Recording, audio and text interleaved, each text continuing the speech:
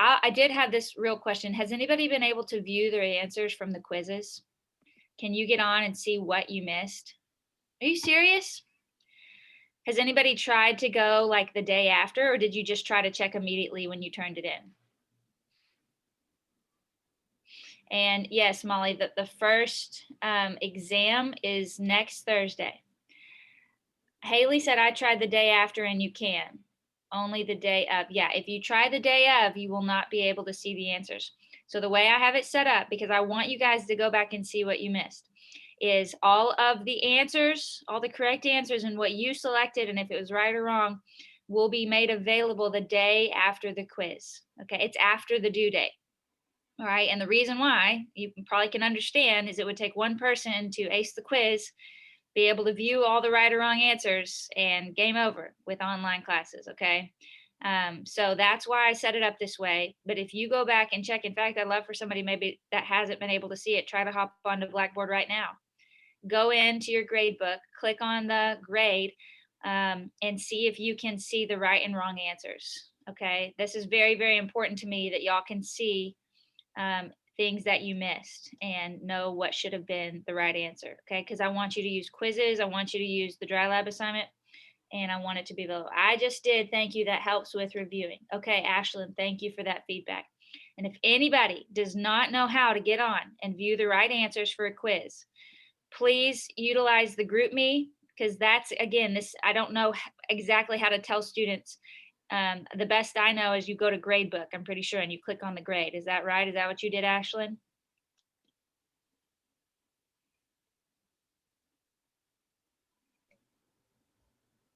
Is that how y'all are able to view? Okay, yes. So you go to Gradebook, you click on the grade, and it should take you to that assignment, show you the right and wrong answers, okay? That's really, really important to me. And there's been some hiccups with that in the past. So just know, if you check immediately after you finish the quiz, you won't be able to view it. But once the due date for that assignment is passed, you can go in and see those right or wrong. So guess what? The dry lab, no big deal, Gabriel. The dry lab, will, all the answers to that will, and some feedback and things like that will be made available after the 7th, okay? You'll be able to go see what you missed on any lab assignment. So what did you do to see it? Molly, I believe you go to Gradebook, like where your grades are, and you try to click on the actual grade. There should maybe be a little down arrow that shows up if you hover over it or something, and you can select the grade. If anybody has more specific instructions, please put them in the chat or in the GroupMe. Click on the blue grade. That's what I did. Okay, thank you guys. Do those last quote lecture questions count towards our points? I wasn't sure. Last lecture question. So which questions, Rachel? Lecture question. Like example problems we worked in the lecture, like on the quiz. Oh, like the dates. Yeah, that counts as part of the quiz. Okay.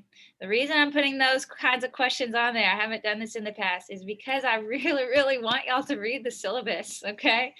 I've mentioned that several times, but I still get questions. And it's okay, they don't frustrate me. I just want you to know that information is available to you in case I'm not quick on my email and you need a quick answer. And sometimes it takes me a couple hours. Sometimes it's the next day before I get back to you, unfortunately. And so just so you know, that information for a lot of questions I get in emails is usually always on the syllabus. If you read through it, I know it's a lot of information. I'm sorry for that, but I want y'all to have access to that so you're not necessarily waiting on me sometimes, okay? All right, well, I've actually got to put this lecture on my iPad really quick. So it's been a morning. So I will get that loaded. 1 second. And we will jump in. So we're doing ionic compounds. This is chapter 3 that we're starting. So make sure you have the right slides.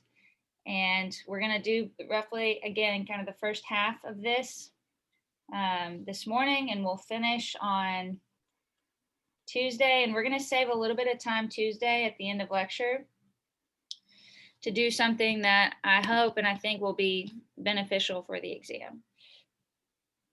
Okay. Here we go.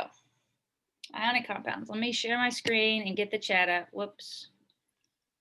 We're going to get started.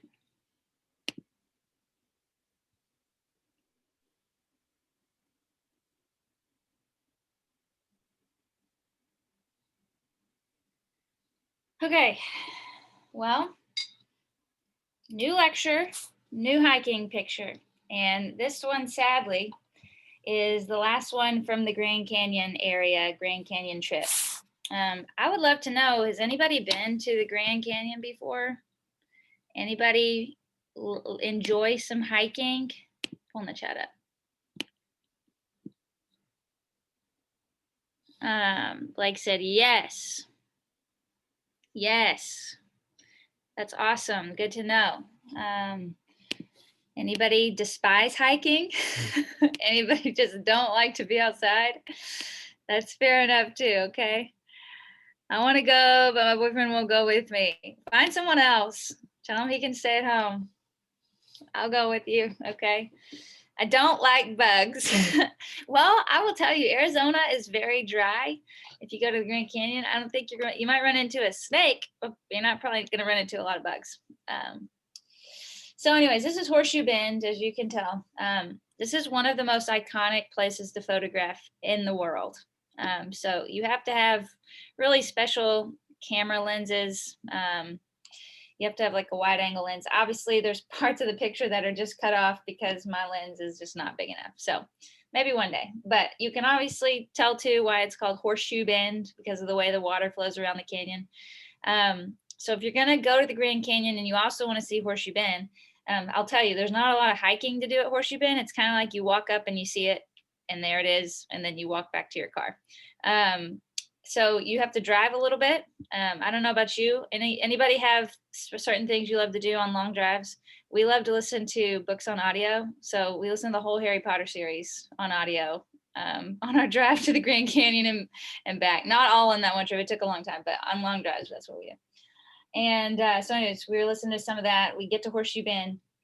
You park and you're like, where is this thing? I feel like I'm just in the middle of nowhere. That's literally, you're like, I don't believe this. You walk over a big sand dune and then there it is. So you can't see it from the road.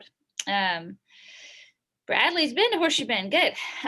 So anyways, you walk down. The scariest part about this whole thing is there are no rails. Okay. Like no railing. And people have fallen to their death here because people just walk up and sit and dangle their feet over the edge. And that is not me. My husband was like, come on, let's get a little. And I was like, nope, I'm close enough. I can see it all from here. It's beautiful. And so if you go, please be careful because there's just no railing. Okay. Anyways, it's a really, really beautiful place. But now we're going to talk about chemistry. So chemical bonds.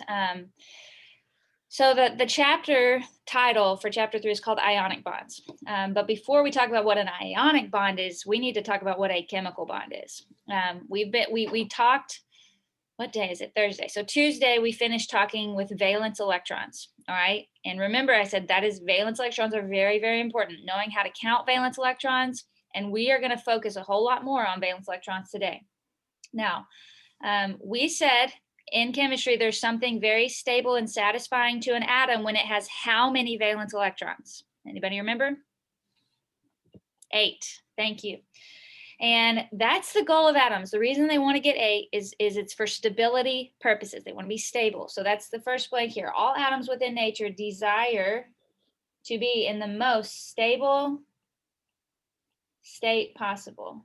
Something is up with my pencil. There we go. Stable state possible. Okay. And they do this by acquiring a certain number of valence electrons. And when they're trading electrons, or later we'll find out they can share electrons, this is how chemical bonds are formed. Okay. So the purpose of a bond is to help make atoms more stable.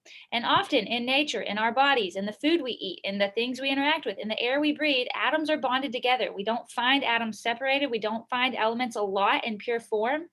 A lot of times they're bonded into chemical compounds most of the time. And so what is a chemical bond? How are atoms held together with this magic kind of force? Well, it's just the direct result between the electrical attraction of opposite charges. okay? You need to remember the phrase, opposites attract, right? Opposites attract. So that's what my fun little cute picture here is the proton, obviously, and the electron. They are attracted to one another. And because of that attraction, that's how chemical bonds form. So remember, where are the protons found? Always in the nucleus. Where are the electrons found? Always in the electron cloud, okay?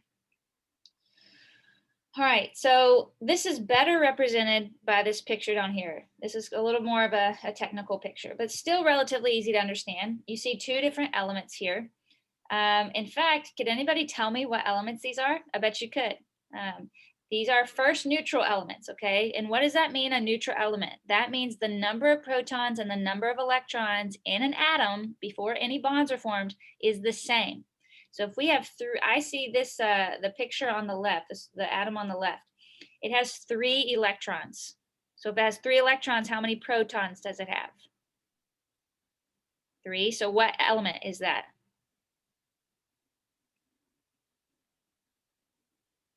If you got a periodic table, that'll help.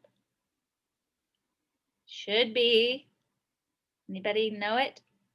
Lithium. Thank you, Grace. This is lithium, Li.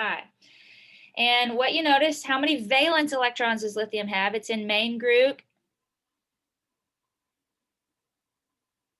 1. So it's got, you see the 1 valence. There we go.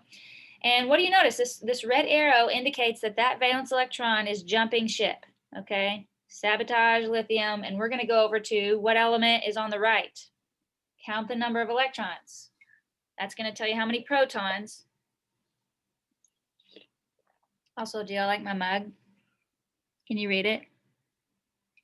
It's my favorite coffee mug. Tired as a mother. Anybody a mom? You'll understand. Okay, so which element is this on the fluorine? Thank you, Gabby. So if you count 1, 2, 3, 4, 5, 6, 7, 8, 9 electrons, so that means 9 protons, so this is fluorine, okay? And remember, group 7, fluorine's group 7, and group 1 really like to interact with one another. So we're showing here that this electron, this valence electron on lithium is going over to fluorine. What do you notice happens when that trade is made? Both become more stable because why? Now their outer shells are full. So essentially what's going to happen with lithium, if we draw a picture of lithium over here, once that trade happens, we have the nucleus in the middle where all the positive charges are. We have an outer shell that just has 2 electrons now.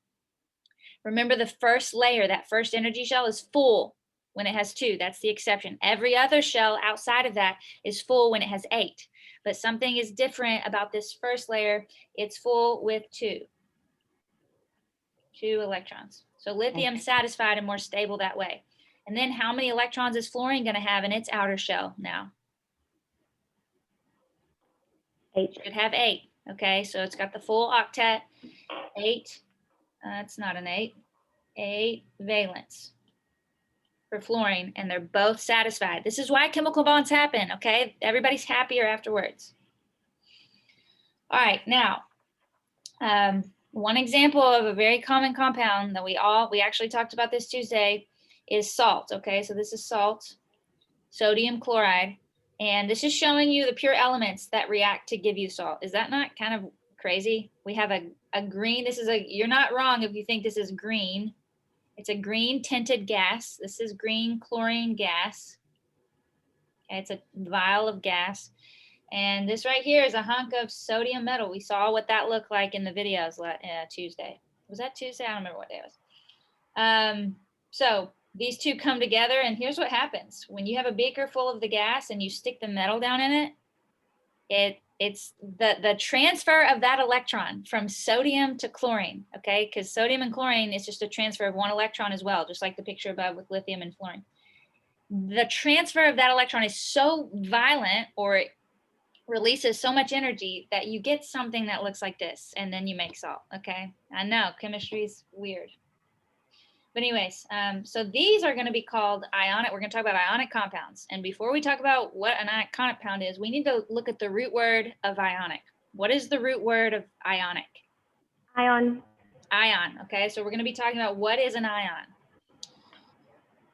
First off, why should you care about ions? Anybody I want to hear from you guys. Where have you heard this word before? Why are ions important? Anybody have any thoughts? Why do we care about ions? I don't know. Can they give like an element a positive or a negative charge?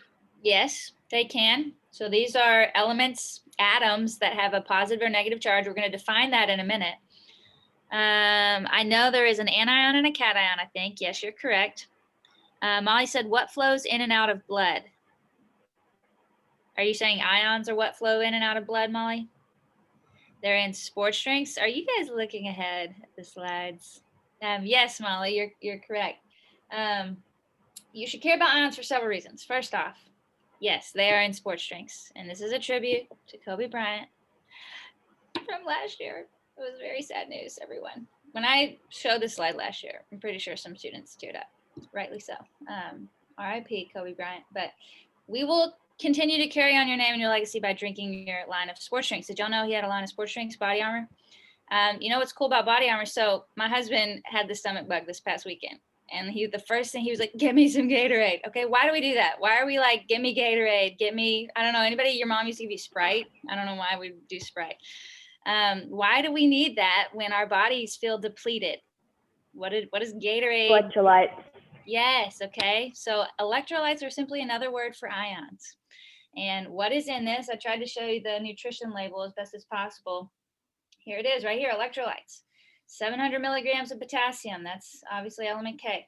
And other things as well, different vitamins. Now, honestly, what I thought was cool about Body Armor, if you're comparing it to Gatorade, it had more potassium, it had less sodium, and it had half the amount of sugar, which I thought was pretty impressive. So maybe give it a try.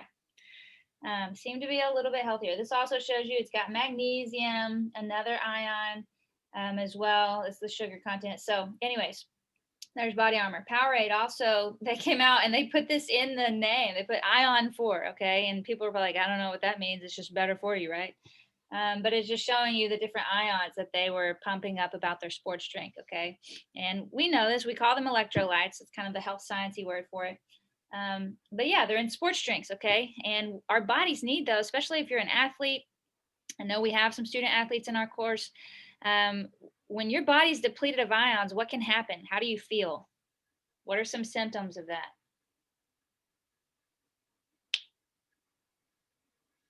You might feel dehydrated, would be one. If you're low, you might feel, what else? Weak, tired, fatigued, nauseous. Anybody, when you feel depleted, like you just feel sick, kind of like nauseous? See, these are things, if we don't replenish our body of ions, if we're exercising, if we're doing a lot of other stuff, studying as well, seriously, sitting and studying, like your brain is using a bunch of stuff. So keep that in mind. Another thing about ions is they have critical biological roles. Okay, they're important because of their biological role. So I just put this slide on here to show you. I'm not going to read this slide word for word. The main things that ions do, they are involved in a lot. They're important in nerve transmission. Okay, so your nervous system, firing of nerves, your brain, all over. They're important in maintaining your body's water content. Okay, that's really, really critical that they help with that. Contracting your muscles. So all the time as we move, and our heart, obviously, we have muscles that are contracting, and ions play an important role in muscle contraction. You can see that several places. Activating enzymes. Magnesium helps act. What is an enzyme, by the way? A protein catalyst. Yeah, it's a protein that helps make reactions in your body go faster. We use the word catalysis, or it catalyzes reactions, okay? So magnesium is important for that. So then again, nerve transmission, muscle contraction, they help. Obviously, calcium is important in bone and teeth formation. And chlorine, is involved in HCl in your stomach, okay, stomach acid. So they've got several different roles. Another one I want to mention, this is what Molly mentioned earlier. Ions are critical for oxygen transport throughout your body, okay? Why do we breathe in oxygen? Do you know why your body needs oxygen?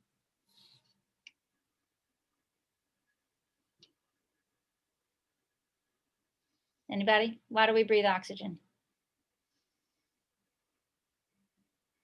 You're like, I don't know, my cells just need it, right? Yes, they need it, but the ultimate purpose of why you breathe oxygen is so that you can make ATP. Y'all have heard of ATP before in a science class? Okay. If you don't have oxygen, your electron transport chain stops and you don't make ATP, and that's really bad news. You'll won't survive. Okay, so here when we're breathing oxygen, this is a red blood cell, and this is if you've heard of the word hemoglobin before, it's what makes your blood cells red, because heme, iron, which is found in red meats and other things too, but right here, that's a terrible color. Let's do white. Iron right here, iron +2, it's an ion, and it's in your red blood cells, every red blood cells, and it's exactly what oxygen binds to. Okay, so ions, if I haven't convinced you that they're important yet, let me continue to go. I'll tell you more reasons. We use them all the time in commercial products. Okay, hopefully you brushed your teeth this morning, and if you did, there's, look, potassium nitrate, that's a polyatomic. Don't forget your polyatomics. Those will be important for exam 1. Okay, you might be quizzed on those on exam 1 or even on quiz 3. So you need to know your polyatomics, those 11 that I've pointed out. And then sodium fluoride. This is an ionic compound. Okay, these are in commercial products that we use all the time. All right, so now that I've told you several ways we use them, and that's not all, there's many, many more, but what is an ion? Okay. Why does this keep doing this? No. It's an atom that has either lost or gained specifically a valence electron, all right, and is therefore no longer electrically neutral. Okay, it is an atom that has either lost or gained a valence electron, and it's therefore no longer electrically neutral. So remember, what does this phrase electrically neutral mean? I'm going to hit this again. We talked about it, but any atom, okay, for example, before lithium here, remember this one's lithium. Before lithium gives away that valence, with the arrow showing that it's that valence is going to leave. Before it does, it has 3 positive charges, 3 protons, and it has 3 negative charges, 3 electrons. A +3 and a -3 add up to 0. Fluorine, 9 electrons, and it has 9 protons. -9 and +9 add up to 0. You do this for every single atom, depending on how many protons it has. They're all electrically neutral, but once you start giving or receiving electrons, now things are no longer electrically neutral. We're going to form ions, okay? So we always start with a neutral atom. And when I say neutral, that's what I mean. Same number of protons, same number of electrons. So let's play this out. We can see 2 different arrows here. Let's play it out to the left. The loss of electrons. If an atom loses an electron, so in this case, you see that lithium is losing an electron, okay? So what happens when you lose an electron? Now you have more protons than electrons. So when lithium gives 1 electron away, now it's going to have 3 positive charges, but only 2. Why is this not writing? 2 negative charges, because it gave an electron away. So now what does that add up to? +3 and -2 add up to +1, right? And that's how you form cations. Cations are atoms that have given away an electron. They've lost an electron. Now they have more protons than electrons. Some atoms can give away 2 electrons. Some atoms can give away 3 electrons. Okay, so the charge imbalance there means now we have an atom that's no longer neutral. It's got a positive charge overall. Why? It didn't give away protons, but the protons stayed the same, but now you just have more protons than you have electrons, okay? All right, let's play this out to the right. What if we gain electrons? So fluorine, okay, we said this up here, this atom was fluorine, and it has 9 electrons. So I'm gonna write fluorine over here. Starting out, it has 9 protons and 9 electrons. Well, when lithium gives it an electron, okay, right here, we're drawing out that arrow. Now we still have 9 protons. That did not change, but now we have 10 electrons. I just want to draw a minus charge. 10 electrons. It gained 1. So now what's the overall? When you add that up, that equals what? That equals a -1. So overall, when you gain electrons, the atom has a negative charge. It can gain 1 electron and have a -1 charge. It could gain 2 electrons, have a -2 charge. It's just there's an imbalance now between the number of protons and electrons. We call these anions. This right here, if you do not understand this, if this doesn't click with you, if you forget this, I mean, I'm going to ask you guys, what's the charge on a potassium cation? What's the charge on a calcium cation? Or what's the charge on our metals going to be cations or anions? And people are going to be like, I don't know. How do you know that? This right here is how you know that. And if you don't get this, this seems very simple. And I'm like really beating it right now. I'm like repeating myself a lot. This is key, all right, for what we're about to do. So I'm going to show you a little more complicated picture. And please ignore all this stuff right here. If you've ever heard of electron configuration, some of you may have had to do that in a chemistry class. Question in the chat. If you combine multiple elements, can the valence electrons disperse to multiple different elements? Well, that you can have elements that are involved in more than one bond, but you get to that when you get to a different kind of bond. And ionic bonds, well, I mean, okay, yes. The technical answer to that, Emily, is yes. So let's look at an example. Let's say you have, I'm trying to think, calcium. And calcium can be bonded to 2 fluorine atoms, okay? So it can have an ionic bond there to 1 fluorine, and it can have an ionic bond there to 1 fluorine. And what calcium's doing in this case is it's giving 1 electron away to that fluorine. It's giving another electron away to that fluorine. Does that answer your question? So the electrons are dispersed different ways, yes. Calcium can give 2 electrons. It really wants to because it has 2 valence. And fluorine only wants to take 1. It doesn't want to take both of those. It only wants to receive 1, and then it's got a full shell. So sometimes you can disperse them up different ways. Absolutely. Okay. And it can get even more complex than that. Okay. So I'm showing you a picture here of a sodium atom. All right. And you see the nucleus, right, with the 11 protons. And then you see these 3 outer shells. It's not showing you the complete shells, but a portion of them. And these numbers right here tell you how many electrons are in each of these shells. Okay, you see the outer shell, which is the valence. We've got 1 valence electron in sodium because it's in group 1A. So 11 protons, 11 electrons. Starting out, this is neutral, right? Now, when sodium loses that valence electron, when it gives it away, this whole outer layer, this 3rd shell, remember we call these energy shells, is going to go away because we don't have any electrons occupying it, so it doesn't exist anymore. So now notice the size of the atom of the cation, because it's a cation now, is smaller. So you need to know this. Cations tend to be a little smaller than their original neutral atom, okay? Because sometimes they shrink down like this. But now it's happy because it's got 8 electrons in the outer shell, all right? And these right here, these 8 electrons and these 2 electrons, they're not valence, okay? They're inner shell electrons. But now we could say these 8 have become the valence because now they are the outermost shell. And we didn't change the number of protons, still 11 protons here. It's just that now we have 10 electrons. And when you add positive 11 and negative 10, okay, where are we getting negative 10? Electrons carry a negative charge, remember.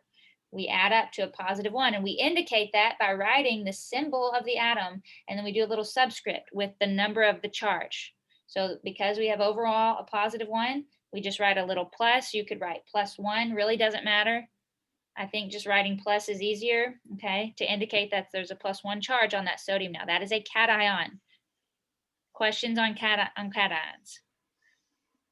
Okay, we know sodium really likes to bind with chlorine. Okay, we saw a picture of that earlier. So let's look at chlorine. If sodium is going to give away an electron to chlorine, well, starting out, remember, don't worry about all this stuff. Starting out, here's what chlorine looks like. 17 protons in the nucleus, 17 electrons. Remember, this is a neutral atom, same number of protons and electrons, 17 plus and 17 minus charges add up to 0. And here's how these electrons are dispersed. You can count them. There's 2 in the first shell, 8 in the second, and there's 7. So if chlorine could really just get 1 more in that outer shell, then it's satisfied. So it does. It's going to gain an electron from somebody who's happy to give it away, like sodium. And now coming over here, now look, that outer shell is full, 8 valence, okay? And we have still 17 protons because it's still chlorine. And now we have 18 electrons. If you add up 8 and 8, 2 plus 8 plus 8, well, I don't need that plus. That equals the 18, right? Okay. So 17, a positive 17 minus 18, because it's a negative 18 electrons, that is a negative 1. So now we just write the symbol of the chlorine atom and we put a negative up here to indicate that now it's an anion with a -1 charge. Okay.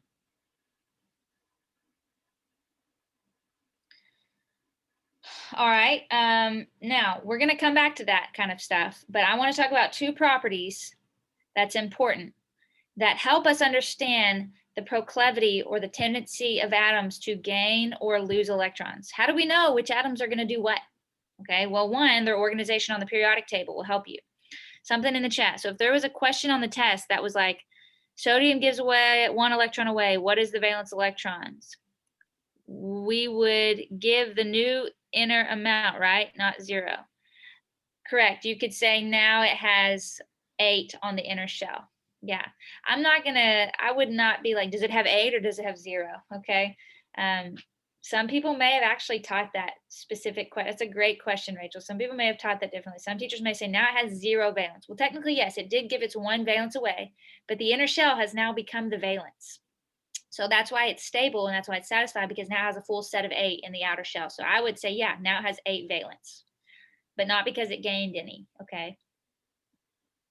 It's a really great question, Rachel. Okay, so ionization energy is one property and electron affinity. And remember, these 2 properties are going to help us predict and help us understand what atoms are going to do what. What's going to give away, what's going to receive electrons. So ionization energy, it is the amount of energy required for an atom to lose a valence electron. So for sodium, for any atom to give an electron away, we have to invest some energy. We've got to like pay a deposit. Anybody have pets and you love that pet deposit when you move into an apartment? Okay. We don't have any pets, so I've never had to pay a pet deposit anywhere, but you've got to pay some sort of deposit to do what you're needing to do, keep your pet at your apartment. And it's the same idea here with ionization energy. We have to pay that atom some energy for it to give up an electron. Okay. Some atoms, we don't have to pay it very much energy. Some atoms, we would have to pay it a lot of energy for it to, because it doesn't want to give up an electron. So the example here is we've got an atom plus when we give it some energy, then it will be willing to lose the electron and it becomes a cation. And now you have that electron that it's given up and it can go to a different atom. Okay, that's ionization energy. We abbreviate this IE. All right. Electron affinity. Okay, what does the word affinity mean? Think about that. If I tell you I have a high affinity for ice cream, you should know that by now. I really like it, okay? Electron affinity is the same way. Some atoms really like electrons and they want more. So when they get that electron, they're more stable, they're more happy, and they actually release energy, okay, when they get that electron. So it's the amount of energy released when an atom gains a valence electron. So an atom, when it gains the electron, certain atoms, you get what we call an anion, right? And it's released energy. So electron affinity is kind of, in some regards, the opposite of ionization energy. Questions on these? We're going to look at some periodic trends in these things. So I'm going to show you a graph. Don't freak out. We're going to explain this. We've got 2 properties here. All the data in red.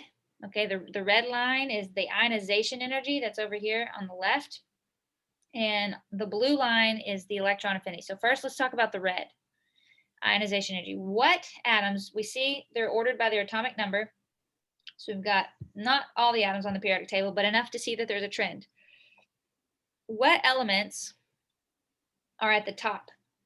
He, Ne, Ar. We see these periodic spikes again, right? Remember the word periodicity that we talked about?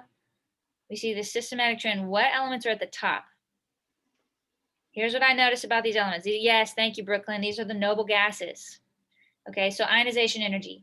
What this means is we would have to pay a noble gas the highest price, the highest amount of energy for it to give up an electron. Why? Why would we have to pay it the most? Why do they have the highest ionization energies? Doesn't they already have 8? Yes, Zoe. So they don't want to do it. Yes, they already have 8. Why do they want to give up an electron? They're already satisfied, they're stable. Does not want to give away electron.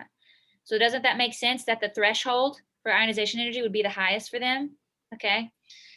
Which elements down here at the bottom are the lowest? So the noble gases have the highest ionization, I'm going to abbreviate, ionization energy. Now, which elements have the lowest? Emily said the alkali metals. Gotta love lukewarm coffee. Yes, well, okay, Pernell, not the halogens. The halogens are right beneath the noble gases. Fluorine, chlorine, bromine's over here. There's another noble gas, Kr. Down here at the bottom, Li, Na, K, these are all group 1. These are all the alkali metals. How many valence electrons do they have? Yep, they just have one valence. Okay, so they really want to give that up. Remember we looked at sodium just a minute ago? It's happy to give that electron away. So the threshold of energy that we have to invest for that transaction to happen is very, very low. So the alkali metals, I'm going to go over here, they have the lowest ionization energy. Okay, alkali metals have the lowest, noble gases have the highest. So we can actually draw a trend from this. We're going to do that right down here below. Let's draw a periodic table. Hold your applause. As we go from the alkali metals, remember alkali metals are right over here. This is group 1. And the noble gases are right over here. So these are the noble, these are the alkali metals. And so as we go from alkali metals to noble gases, ionization energy, does it increase or decrease?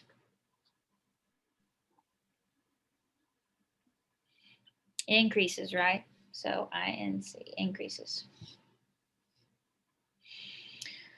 All right, what about as we go down the periodic table? So from groups 5A to 7A, they're more likely to pay and receive, and 1A and 2 are likely to give away. Emily, yes, yes, yes, yes. So elements, we're going to try to summarize all of this in a minute. But elements on the left side of the periodic table, okay, your group 1, your group 2, they tend to give away electrons every time. Your elements on the right side of the periodic table, your halogens, okay, and then even main group 6, they tend to receive electrons. That's what they really like to do, okay? So what happens, let's finish the trend though, in ionization energy. As you go down the periodic table, from row 1 to row 2 to row 3, what happens? Well, if we look very closely, I'm going to erase a little bit my scribbling so you can see. Lithium is right here on this line. Sodium's on the line. What do I notice? Potassium is below the line. So as we, the trend is not that obvious. You got to look close. But as you go down, remember it's lithium, then sodium, potassium's on row 3. Okay. For example, here's, we know hydrogen's at the top, then lithium, then sodium. So we're following the trend down. Ionization energy decreases. Okay. So we don't have to pay potassium as much energy for it to give it away. Potassium will give an electron away easier than sodium. Why is that? Well, again, think about, we've got the nucleus here. Potassium is on row 4, so I'm going to draw four layers. Okay, potassium's valence is way out here. It doesn't feel the pull towards the nucleus. Remember, there's a lot of plus charge here. It doesn't feel that attraction to the nucleus as much because it's so far away. So it's easier to pull that electron off. It's easier for that atom to give that electron away versus if you're hydrogen, okay, or lithium, and you've got only one energy layer, 2, the electron is much closer, and it feels the pull towards the nucleus a lot more strong. The pull's more strong. So it's harder to pull those electrons away from the atom. All right, let's finish talking about electron affinity. Remember, that's the data in the blue over here on the left side. So I'm going to erase a little bit. Don't erase your notes if you've written this down. I just need to show you this data. You've got at the top, what do you notice? At the peak here, at the peak here, the peak over here, which elements have the highest electron affinities, meaning which elements are the most electron hungry? What elements are these? Notice they're all in the same group.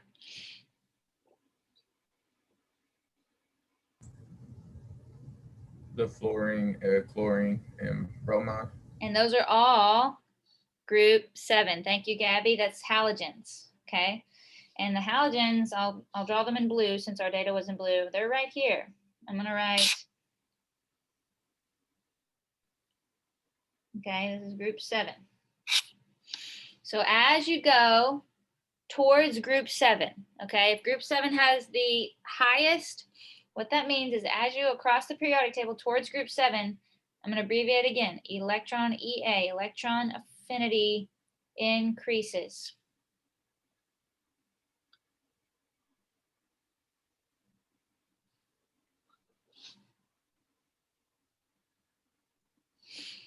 And as you go, I'm going to erase this too because I need to write the trend down.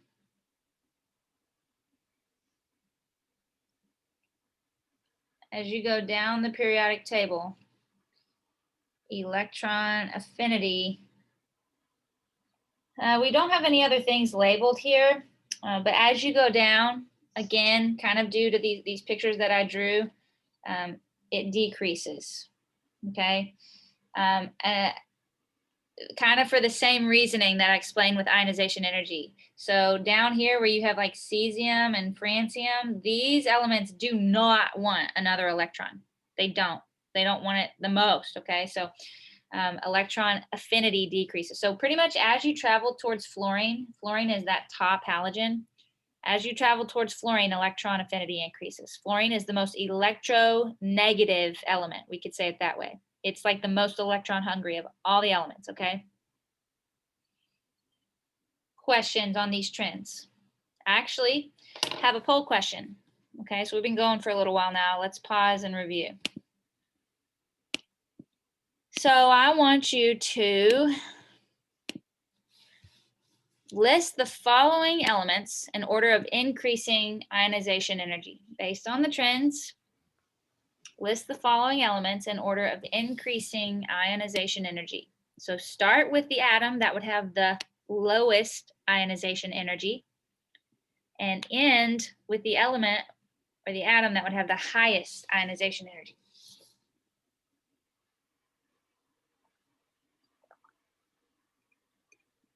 Look at the trends. Start with the element that would have the lowest ionization energy. End with the element that would have the highest ionization energy. And please don't just guess. This takes a minute.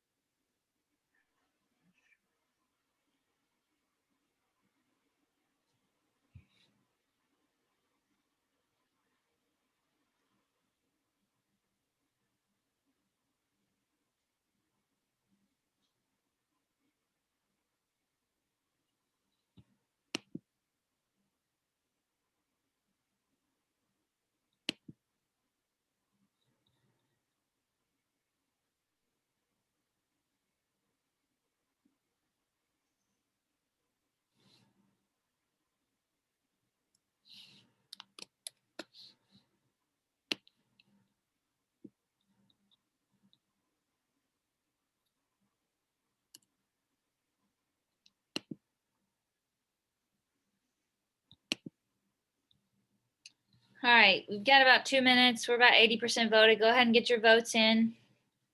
We're going to go over the answer. So if you're just not sure, we're going to walk through it. Sorry, let me locked me out. All right, I'm going to go ahead and end the poll. We're 91% voted. Okay, share results. Remember, the percentages on the side are just showing you what percentage of the audience here of the class picked one answer. So the most commonly picked answer was the third one, and that one is correct. Here's why. Let's look at these. I'll do this in red. So, I don't know why I'm canceling. So we've got cesium, potassium, iron, and oxygen. Let's look at where these are on the periodic table. Cesium is right down here. It's main group 1. Okay, potassium is right up here above cesium. So if ionization energy decreases as you go down, cesium is going to have a lower ionization energy than potassium. So that's definitely, you want cesium before potassium. And so that narrows it down to options 3 or 4. Now, as you go across horizontally on the periodic table, ionization energy increases, and we're trying to end with the highest ionization energy. So I know if you look at the transition metals, iron, probably not going to draw it exactly right, but it's somewhere right in here. And oxygen is somewhere over in here, okay? So that means oxygen is further right on the periodic table than iron. So oxygen is going to have a higher ionization energy than iron. So you want iron next. And iron, by the way, is further right than potassium. So you want iron next and you want oxygen last. Because these three, as you go across the periodic table, it's potassium is the furthest left, then iron's in the middle, oxygen's furthest right. Okay, so this is the correct order, so you should have selected number 3. Questions there?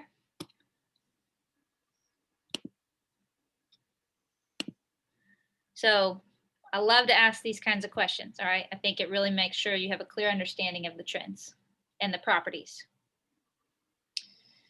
All right, so I told you that we're gonna get to a rule that talked about 8 valence electrons, and we've now arrived at that rule, okay?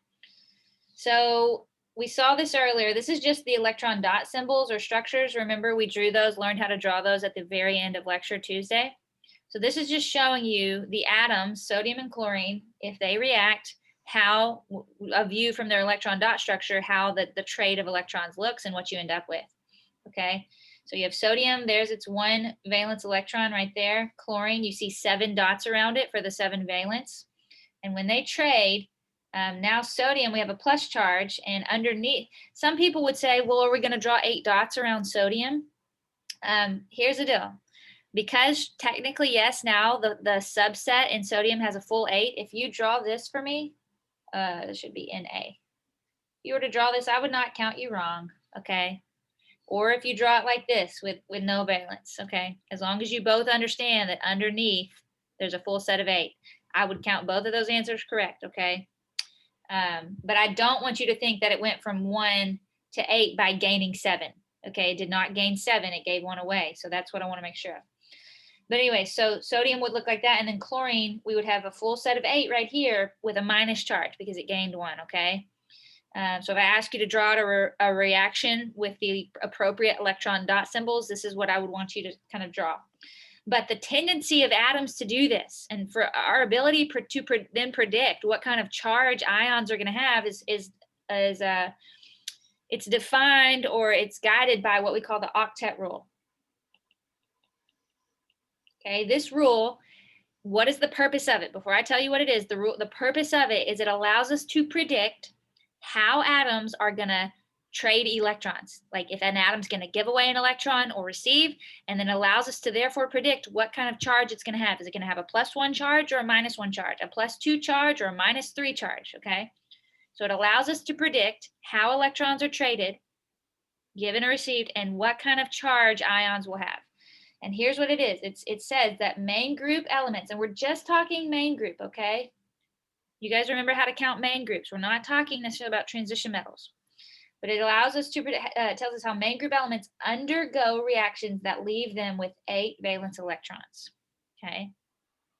All main group elements undergo reactions that leave them with, that's the octet rule. Know that rule for exam 1. Know what it says, know what it does, and allows us to do.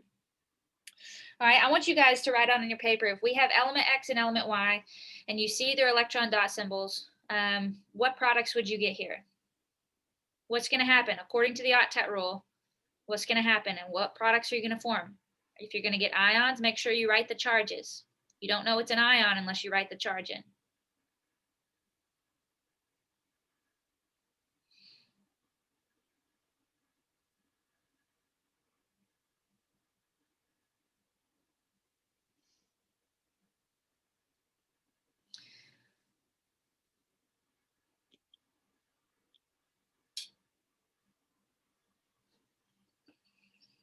All right, we have element X. Obviously, it's a main group 2.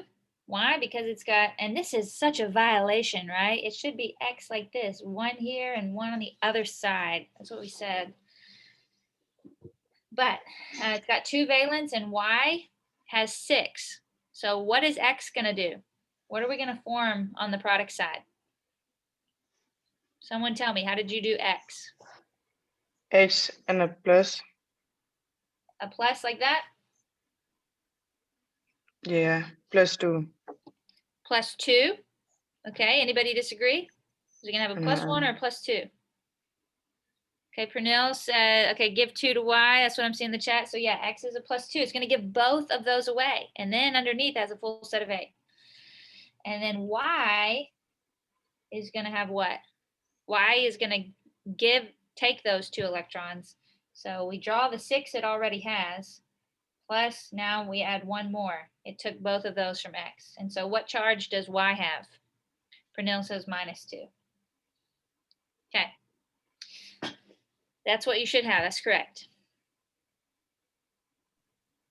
Wait, why would it be question? why would it be a -2, a -2? Anybody want to answer that? Why would it be a -2? Not just a -1?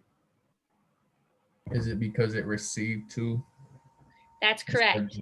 It received 2 electrons. So, for example, I don't know how many protons element Y has. Let's just say it has 10 protons, okay? And starting out, it has 10 electrons. Now, you can only see 6 of the valence, so it's got more than 6 electrons. But these that you see are, remember, these are just the valence.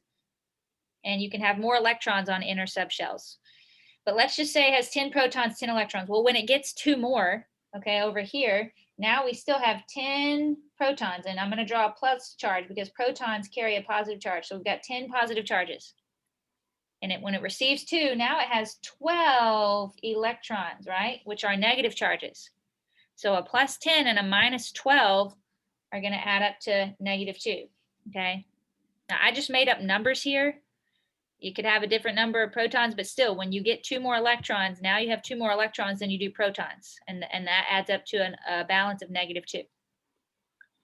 So when it gives electrons, it gets positive, and when it receives, it gets negative. Whitney, yes, that's correct every time. Any other questions? This is really, really key. Okay, here's another picture. Again, ignore this. I want you to tell me, oh, do I have a poll for this? Do I? Hold on. I might have a poll for this. Yeah, I think I do. I want you to tell me. I'm going to launch the poll. Look at it closely. What element is this, and what charge does it have? No, I don't have a poll for this. It's for something else. We'll do this other poll in just a second. So y'all just look at this right on your paper. I don't have a poll. What element is this, and what charge does it have? Rachel says neon, question mark. Oxygen. Oxygen, question mark. What do y'all think? Kylie says it's oxygen. Grant says it's oxygen. How do you know it's oxygen? 8 protons, so the atomic number is 8. Yes, Kristen, 8 protons. So that identifies, remember, that's the atomic number. That identifies the element. This is oxygen because it has 8 protons. But you see, it has 10 electrons. Okay, so Jackson says it's oxygen with a -2 because a positive, God, I cannot draw today or write. That does not look like an 8. Someone help me. Oh my gosh. 8 positives and 10 negatives add up to a -2. So this is oxygen with a -2. That's okay, Rachel. That's why I want to do this practice. Okay. So it's an anion, right? Oxygen anion with a -2 charge. Okay. There's a periodic table if you needed it. So now I'm going to launch a poll question to do one more little review on this because we're about to talk about transition metals. It's my Meemaw's birthday tomorrow, everyone, in case you're wondering. Okay. Launch the poll. All right. We have element X. It's in main group 5. What kind of ion? We haven't talked about main group 5, really. What kind of ion will it form?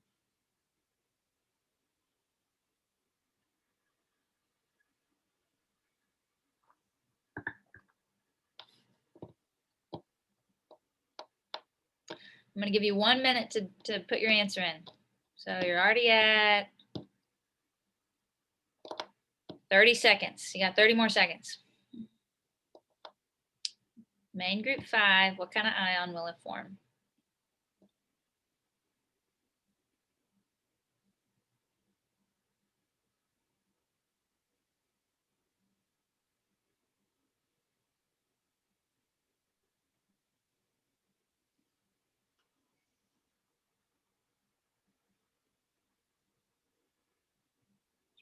All right, it's a minute.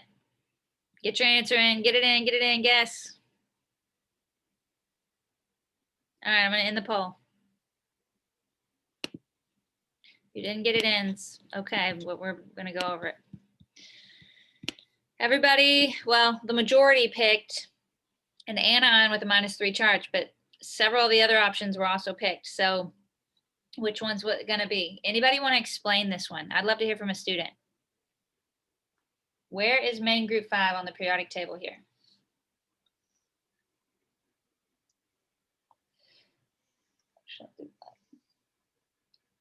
On the right side. So on the right side, it is right here. This is main group 5. So you could have picked any element, doesn't matter. The first one is nitrogen, the second one is phosphorus. Let's just go with phosphorus. P, that's in main group 5. The most commonly picked answer was that it'll form an anion with a -3 charge. Someone who picked that, tell me why did you pick that one? Okay, I can try to explain it. So, if it has 5 valence electrons, it's closer to 8, so it's going to be gaining them instead of losing them. And when it gains 3 electrons, an electron has a -1 charge, so it's gaining a -3 charge, which would be an anion because it's Great, getting Molly. Thank you. So if you're in main group 5, you have 5 valence. And you're close to 8. You're closer to 8 than you are further away from 8. So instead of giving away 5 electrons, it's the easier route is to gain 3. So we're going to add 3 electrons, okay? If we're looking particularly at phosphorus, it's got 15 protons already initially, all right? And 15 electrons starting out. But when we add 3 electrons, now we have 18 electrons, and those are minus charges. So if we have a plus 15 but a minus 18 because the number of electrons, overall that's a -3 charge. There's always a foolproof way to add it up if you're questioning, but the way Molly explained it was great. Okay, so it'll be an anion with a -3 charge. Questions on that? Okay, say you're in group 4 and you're equal distance from adding or subtracting. Yes, who asked that question? That's a great question. Kristen. Kristen, thank you, Kristen. Anybody want to address that question? What happens if you're in main group 4? Can't it do either, like whichever is more convenient at the time? The technical answer is yes, it could do either. But commonly, very, very commonly, here's what I'm going to do. I'm going to do a big mark through group 4. They don't participate in ionic bonds very easily. They just don't like to, okay? Ionic bonds is only half the, they're one kind of bond, okay? Ionic compounds. We have a whole other ballpark we're going to get to in chapter 4 called covalent bonds. Instead of really giving away or receiving electrons fully, they just like to share, okay? Because it's more cost effective for them to do that. So that it costs a lot of energy or releases a lot of energy when you give or receive 4 electrons, okay? So they're going to be involved in sharing electrons. We don't see them commonly on ionic compounds, okay?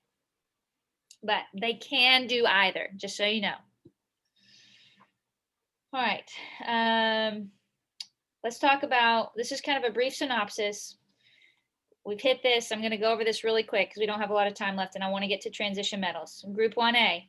Here's an example of their electron dot structure. M stands for metal here, so it could be any metal. Your metal could be any of these elements, right? They will always form a metal with a +1 charge, and they'll give away 1 electron. That's every time. That's what group 1 does. It's very predictable, okay? Group 2. Again, I don't want you to draw it with 2 electrons on both sides. I'd rather you draw it 1 on each side. So I'm sorry that you keep seeing the figures that do this, but group 2 is also metals, your alkaline earth metals. And there's the electron dot structure. They're always, it could be beryllium, calcium, magnesium, any of these, always going to form a metal with a +2 charge. And they're going to give away 2 electrons, okay? Always. These are very predictable. It's how they behave. The other group that is predictable, so group 1 and group 2 is predictable. Group 6 is also predictable. Okay, this is oxygen. I'm going to box, this is the group we're talking about right here. You can see if you look closely on the periodic table, all these elements as ions, what do they have? A -2 charge. Selenium, a -2 charge. So there's the electron dot structure for both oxygen and sulfur. They are going to gain 2 electrons. Okay, so we're going to add 2 electrons. They want to receive 2 electrons. When they do that, you get an anion with a -2 charge, and they have a full shell of 8 valence now when you redraw the electron dot structure. Predictable. This is what always happens with them. And then the other group that's very, very, very predictable is group 7A. Okay, that's right here. And you can see if you look, zoom in, all of those elements, they have 7 dots, 7 valence electrons. They will always receive an electron. So we're going to add an electron to them. When you do that, you get an electron dot structure that looks like this, full set of 8. And this time it's a -1 charge, so just a single minus charge. That's fluorine, chlorine, bromine, iodine. These elements are always predictable. Now, I meant to actually do that poll question on group 5 now, because the one group you notice we didn't talk about, besides group 4. Okay, group 4 again is kind of a little vague here. Group 5 is also predictable, okay? Group 5 right here, that was the nitrogen, that was the phosphorus. They will always form anions with a -3 charge, okay? Pretty predictable. So -3. Questions. Now we're going to talk about some elements that we've been ignoring for a little bit, the transition metals.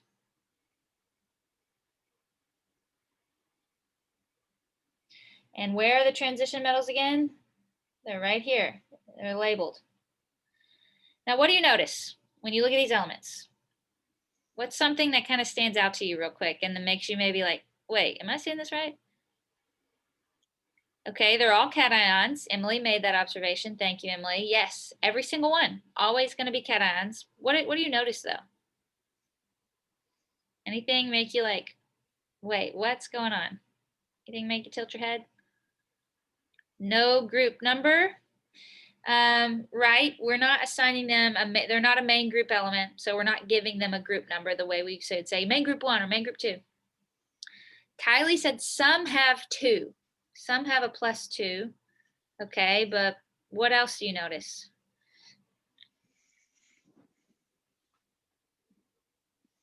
Anybody notice like 2 different, oh, she said no, 2 different charges. Yes, 2 different charges. That's what I was going to point out. Look at chromium here. Look at iron here. Iron and chromium, yes. So you're like, wait a minute. Why does it have a +2 and a +3? What's going on? That's what we're going to talk about. So the first thing that you guys already pointed out is transition metals will always lose their valence electrons. And because of that, they'll always be cations, okay? So transition metals are always cations. Always, always. Don't ever tell me a transition metal will be an anion. So transition metal always lose their valence electrons first. That's what that blank is. I was like, wait, what is this blank? I forgot. They'll always lose their valence first. And remember, how many valence do transition metals have? they all have 2 valence electrons. Okay, so that's why most of the time you see them forming a +2 charge. ... And sometimes they will then lose an additional electron or electrons. Okay, so transition metals are weird. They don't fit the mold. They kind of do some different things here. So the second bullet point is transition metals can therefore sometimes form multiple ions with unique charges. And that's what you're seeing there with chromium and iron. So some chromium atoms, they'll lose 2 electrons and form a +2. Sometimes chromium will lose those 2 and then additional 1 more electron and be a +3. Okay. So the title of this next slide is Elements that Form Ions with Predictable Charges. Which ones are predictable? You do not have to memorize this. Please know you have this slide and you can use it on the exam if you need to. In red, so your chromium and your iron. Cobalt is another one. Copper is another one. In red, these are common ions with more than one possible charge. Okay, chromium can be a +3 or a +2. So if we're writing the name of these ions, how do we differentiate? I can't just say the iron ion.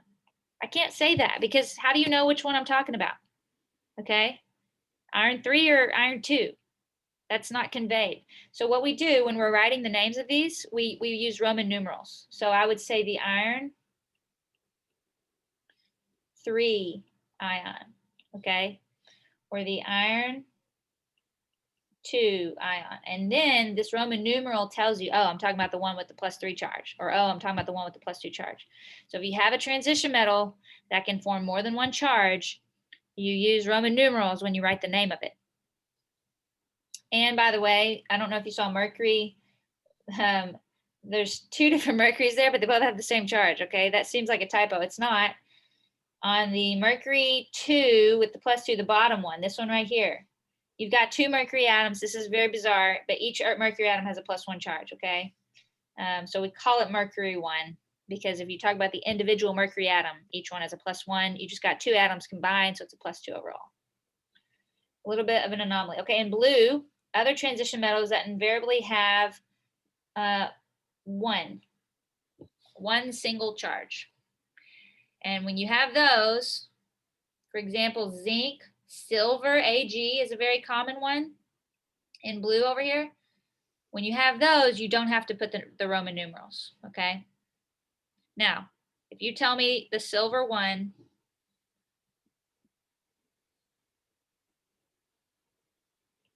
I'm not going to count you wrong, okay? I'm not going to be a stickler about, well, do you remember that one can only have 1 charge? So you're going to convey the information that needs to be conveyed if you write silver 1, okay? So if you accidentally include the Roman numerals, I'm not going to count you wrong, but you don't have to, okay? Because it only has 1 charge. Silver is never going to be a +2. So when you say the silver ion, we know it's silver with a +1 charge.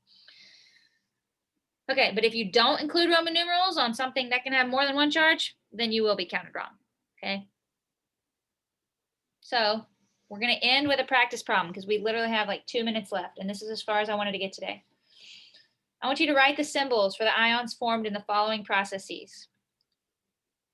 A, we have selenium here, Se. What happens when it gains 2 electrons? Remember, how do we write an ion? You write the symbol and you have to write the charge. So go ahead and do all 3, A, B, and C.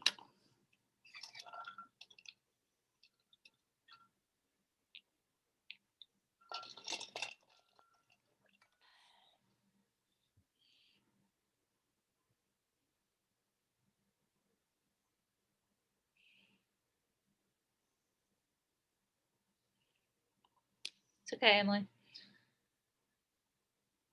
Write the symbol, look at a periodic table if you need to.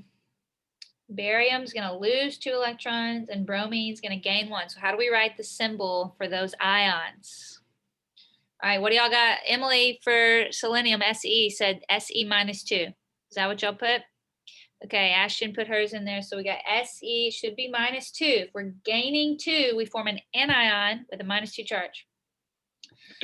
Barium, if it's going to lose 2, we're going to form a cation. So it should be Ba, and it should be +2. Because now we have more protons than electrons. There's an imbalance, so it's an overall +2 charge. Bromine, if it's going to gain 1, it'll be a -1. Okay. Questions on ions?